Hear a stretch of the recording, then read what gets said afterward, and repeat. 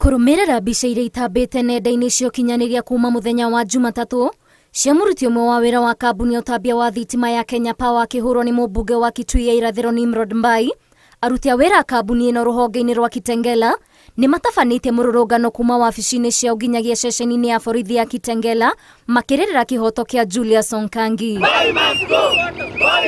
Kũrũmĩrĩra gĩko gĩa kũruma, kũnyararithia na kũhũra Onkangi bara ya mwĩra arĩ wĩra-inĩ wake, mũmbunge Mbai nĩ aikĩtio ngono kuma mũciĩ-inĩ gwake Kitengela no arekererio na bodi ya ciringi 50,000.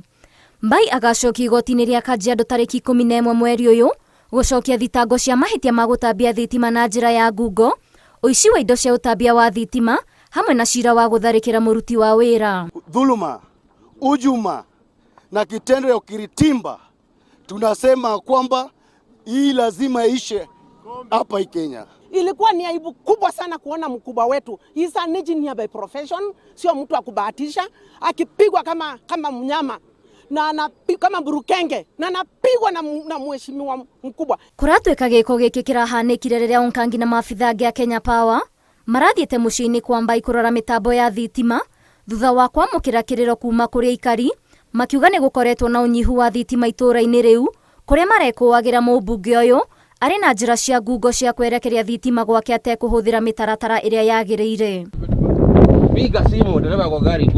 Ũrũgamĩrĩri wa kambuni ĩno ũtongoretio nĩ mũrũgamĩrĩri mũnene Joseph Siror nĩ ũkũmithĩtie gĩko gĩkĩ makiuga atongoria matige kwagĩra kĩene aruti ao a wĩra no ona kũrĩ ũguo cira wĩ moko-inĩ ma honge cia ũgitĩri.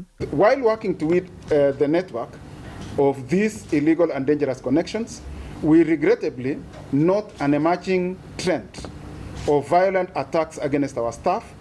The list of these incidences happened on Monday, 3rd July 2023 in Kitengela, where our staff were attacked by the Kitui East Member of Parliament Nimrod Mbai.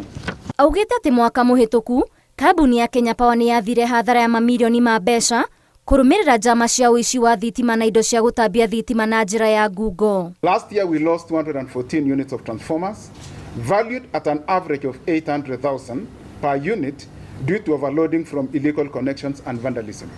And when you even look at such a loss, 214 transformers, and with that average cost, that actually tells you how much money has been lost.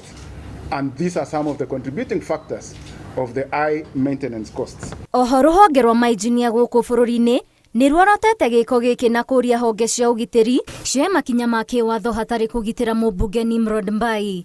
Ngĩribotera Inooro TV, njĩtagwo Waithĩra wa Ndwati.